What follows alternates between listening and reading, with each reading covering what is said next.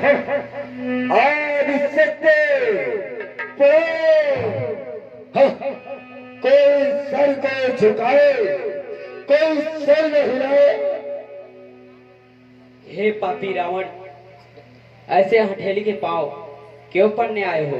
अरे जहां दीपक रहा करते हैं, पतंगे वही जाया करते हैं। पतंगे आया करते हैं परंतु जलकर खाक हो जाते हैं। ऐ सीते, कह रावण सुन सुमुख से आनी, मंद दो दरिया आदि सबरान। ऐ सीते, तुझे आराम कब मिलेगा? जब हमारे प्रभु श्री रामचंद्र जी आएंगे। नहीं, ऐसा नहीं हो सकता। वह यहाँ हरगिज नहीं आ सकता। हे पापी रावण, उन्हें हमारा सत्य लाएगा। अरे सीते, जब जब मैं तेरे पास आता हूँ तो तिनका देख खा करके, तिनके का सहारा लेकर मुझसे बातें करती हो।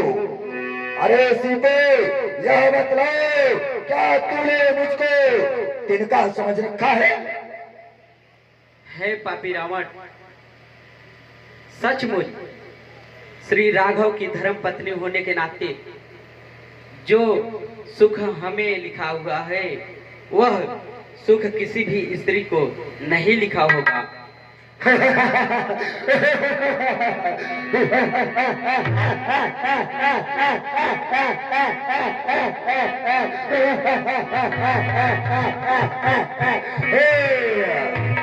ऐसा नहीं हो सकता सीते, ऐसा नहीं हो सकता।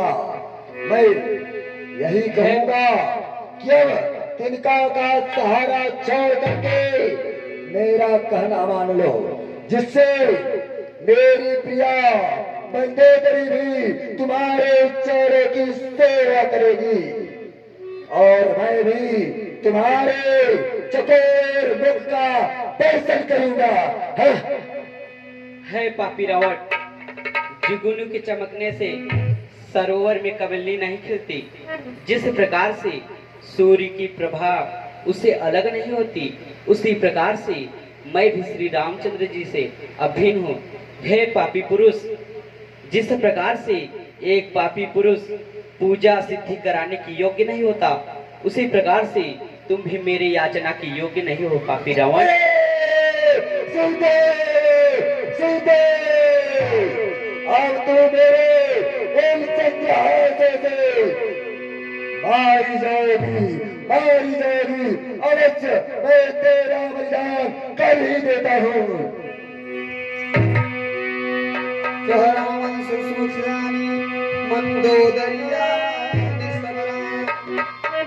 प्रेमनाथ, ए वीर पुरुष को शोभा नहीं देता कि एक अबला पे शस्त्र चलाए। अरे उठाया क्या समझ खंड